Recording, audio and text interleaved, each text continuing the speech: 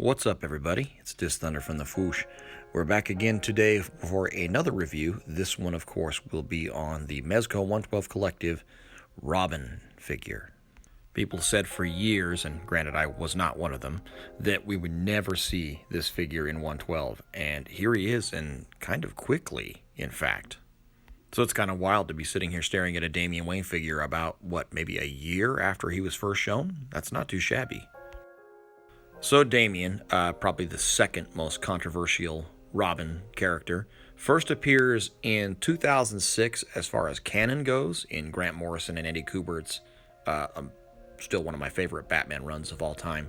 But if you want to be a stickler, you could say technically his first appearance is in Batman's Son of the Demon in 1987. I've never been a huge Mike Barr fan as far as his writing goes. He gets a little preachy sometimes.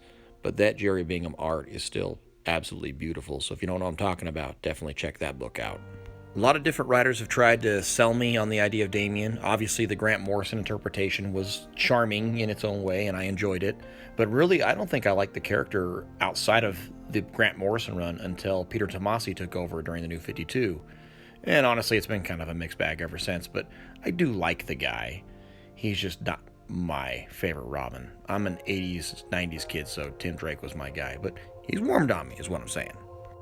As far as the Mezco take on this Robin, this is kind of a mix of his original pre-52 look, like when he was teamed up with Dick Grayson as Batman, and his rebirth look, which added the center loincloth piece, which this figure doesn't have, but it's kind of a hybrid of those two looks. And aesthetically, that actually very much works for me. It keeps the style of the costume very rebirth-y, but maybe a little bit more streamlined without having that additional cloth in the middle. I don't know if that actually makes any sense. My only criticisms, and they're definitely a personal preference kind of thing, is I wish the R emblem on his chest was embossed like in older Batman figures. I wonder if that's something they're kind of moving away from as we go now. And this one is even more subjective. I like it when the belt and the trim match. So gold belt with yellow trim kind of ticks my OCD just a little bit. Like I said, it's not a huge deal. And actually, it's a nice kind of dull gold, so it doesn't look too out of place. But it kind of drove me nuts on the Sovereign Knight blue and gray, so I'm going to mention it again. Just got to be honest. Another point of criticism, although not a criticism of mine, is his height.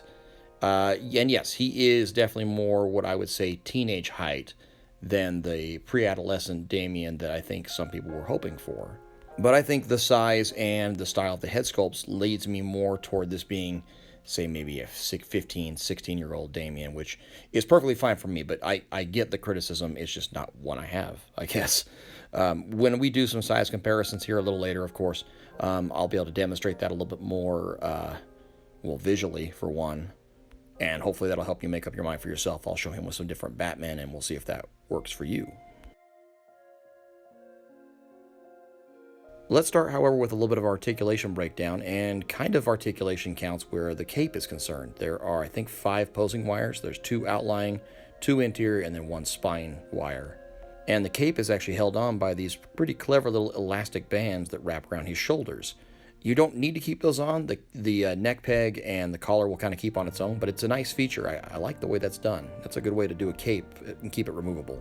Being as he's on a Spider-Man type body, he's actually very posable. There is a butterfly joint in there, and of course there's a double jointed elbow. There is some wrist swivel with the glove, and then of course a ball jointed wrist that works like every other Mezco figures. There is a double jointed neck. There is a ball joint at the top, of course, and then the other ball joint sits down inside of his collarbone. And because he doesn't have a lot of hard plastic on him, although I am struggling to get it to show for you here, he actually has a pretty good range of motion in his torso. If he'd quit kicking the camera, I could show you.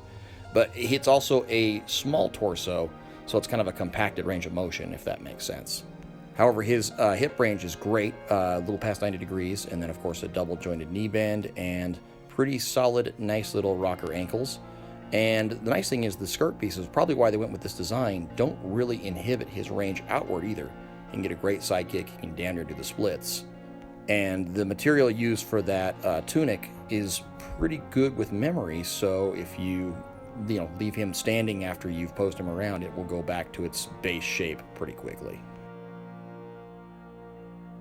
But let's get to the part that everybody seems to be really concerned about, which is how he scales with other figures, particularly other Mezco figures, because that's what you're buying him for. And here he is with the comic trilogy of Batman that Mezco has done previously. Like I mentioned just a couple minutes ago, as far as a teenage Damian figure goes, I think this scale is fine. His proportions are good. His height is, I guess in scale height he'd be about, we'll say 5'7", 5'6". Obviously, Supreme Knight is going to be the largest Batman by comparison, and here he is back to back, so you can get a little idea where his shoulders line up. And of the three, if you want Damian to look smaller by comparison, obviously this is the guy to go with. It also doesn't hurt he's the best Batman figure ever made, but there you go. The next pair, Ascending Knight with Damian, kind of surprised me because I wasn't expecting the design language to work so well together between the two of these, like with the gold belts and the patterns on the costume and everything. And I'm sure you already thought the same thing. The blue Ascending Knight could stand in for a Dick Grayson Batman, and I actually think this pairing works even better that way. Again, height-wise, this is more like a teenage Damian with a Dick Grayson Batman, because as you can see, his hairline lines up about with the neck peg on him. So that's kind of tall, but then again, Ascending is probably the shortest of the three. So then, of course, let's bring in Sovereign Knight here, and this is kind of a nice New 52 type pairing. Honestly, this is probably as close to a New 52 figure as Mezco is likely to give us, so I think, again, design-wise, these two figures look pretty damn good together. And lastly, we've got Deathstroke, who I kind of forgot how big this guy actually is. Like the Batman figures, it's mostly the broadness that is the difference between the two figures. So the height, I can see whether it's a sticking point, but they just look bigger than Damian, and that's perfectly fine for me.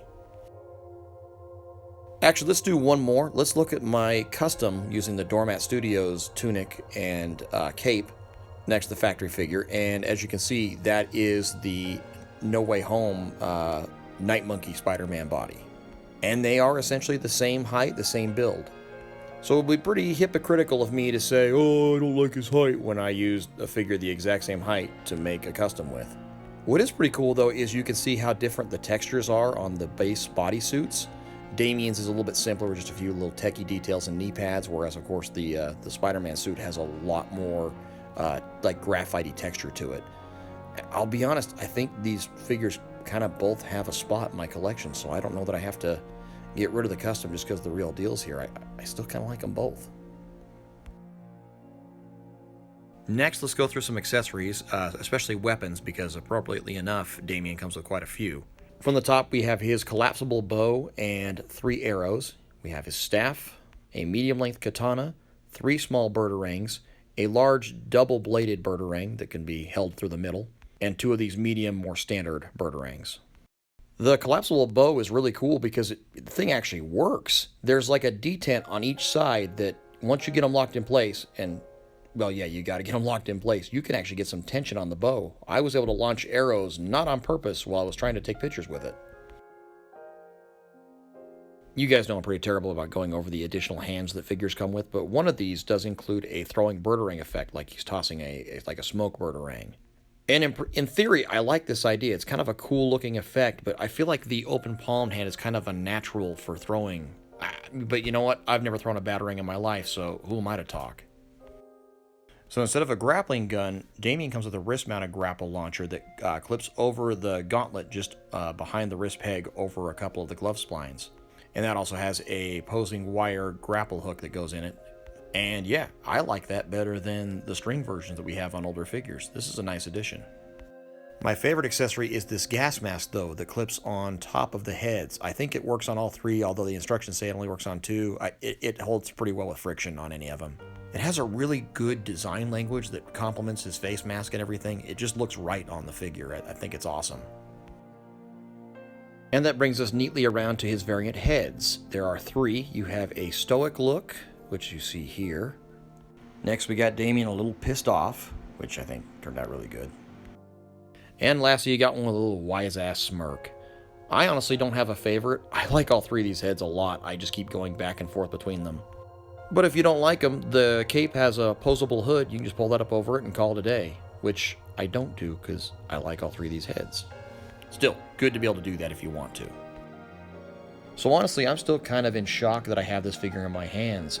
For the longest time, it seemed like almost an impossibility. We just weren't going to get a Robin figure in 112 Collective. And no matter how you stand on the Batman mythos, it's just something's missing having a Batman without a Robin, even if it is Damian. And hey, obviously we now know we're going to get a Nightwing as well, and that just makes the whole thing that much sweeter. So we have the core building blocks of a Bat family going. It's kind of too bad we don't get the old previous exclusives like we used to in this line, because I think this body and a lot of the parts could have been used to make kind of a pseudo Dick Grayson Year One Robin PX figure or something like that. But that isn't to say they couldn't do that down the road if they choose to. Hopefully they do. I would love to have more Robin figures. But if I don't, and this is the only one I ever get, man, kid's all right with me. I guess Damian's finally won me over. This turned out to be a great figure and a fantastic compliment to any Batman figure of your choice. So I would definitely recommend picking one up as soon as you can. Obviously, he's shipping from Mezco now. He's on the wait list, unfortunately. But check the usual suspects and don't wait around too long. As always, thank you so much to Mezco Toys for making this figure. I still can't believe I've got it in my hands. And thanks for helping me get a copy to review. And thanks to you guys for coming through and watching the show. And hope it was informative. Probably less so than usual this time. But it's good. Go get one. Thank you. Talk to you soon.